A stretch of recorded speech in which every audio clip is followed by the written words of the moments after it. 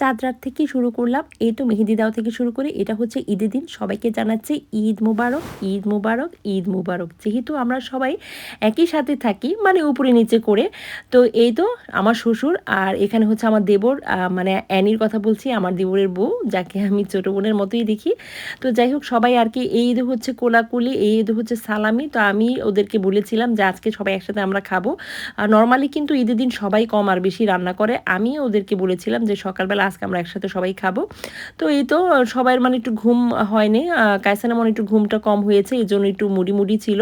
তারপরে সব কিছু ঠিক হয়ে গেছে, আর সবাই মিলে তো একসাথে খাওয়া দাওয়া হয়েছে। যে ভিডিওটা করতে আসলে আমার সময় ছিল না, আর আমি অনেক কিছুই করেছি, ডাবের পুডিং থেকে শুরু করে কুনাফা থেকে শুরু করে যা যা দেখছেন, মানে এখানে সব আইটেমই ছিল। এত কিছু নাম ভাই বলতে পারবো না। তবে আমাদের বাসায় ঈদে সবাই খিচুড়িটা বেশি পছন্দ করে, কিন্তু আমি কিন্তু পোলাওটা ভীষণ পছন্দ করি। কিন্তু আসলে বাসায় যে পছন্দ করে সবাই খিচুড়ি, তাদের পছন্দে আসলে খিচুড়িটা রান্না করেছি।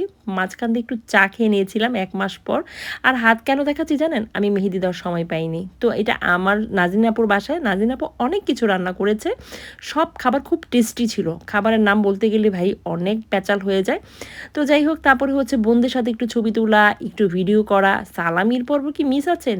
নানুমনির কাছ থেকে সবাই সালামি, আর কোলাকুলি তো ভাই যাকে দেখবে তার সাথেই কোলাকুলি ঈদে করতে হবে। নানুমনির থেকে সবাই সালামিটা নিয়ে নিচ্ছে, আর সালামিটা দিয়েও একটু ছবি তোলা হচ্ছে। আর এই তো আমাদের ছেলের বউ ছিল, আর হামজার তো মন খুব খারাপ আসলে।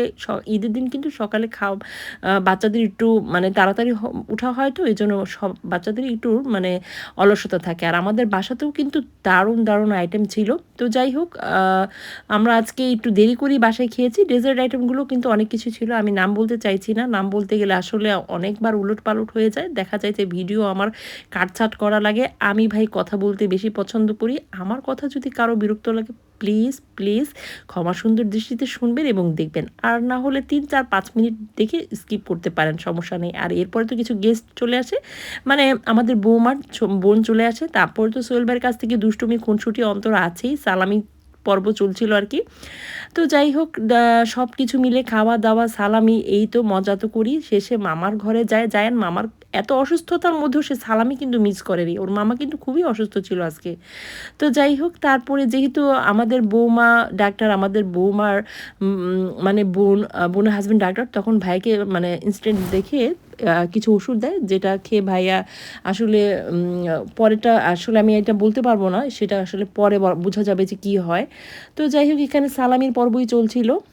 সালামি, তারপরে খাওয়া দাওয়া, আর একটু ছবি তোলা, একটু ভিডিও করা।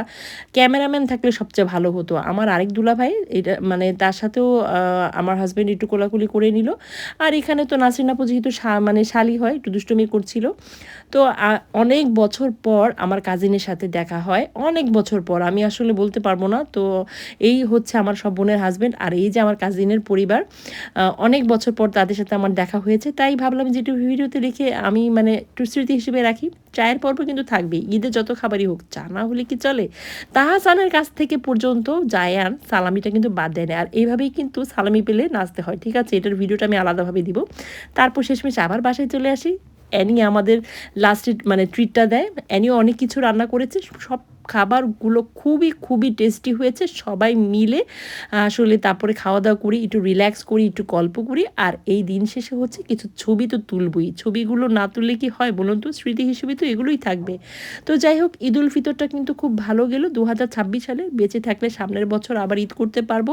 জানি না কার কেমন কিভাবে কি আছে, কিন্তু যদি কোনো ভুল ত্রুটি হয়ে থাকে ক্ষমা সুন্দর দৃষ্টিতে দেখবেন, এবং প্লিজ ভালো থাকবেন। আমার সকল বন্ধুদের জন্য রইল অনেক অনেক ভালোবাসা, সকল ভালোবাসা। যাই হোক, আজকে এই পর্যন্ত, ভালো থাকবেন। আল্লাহ হাফিজ।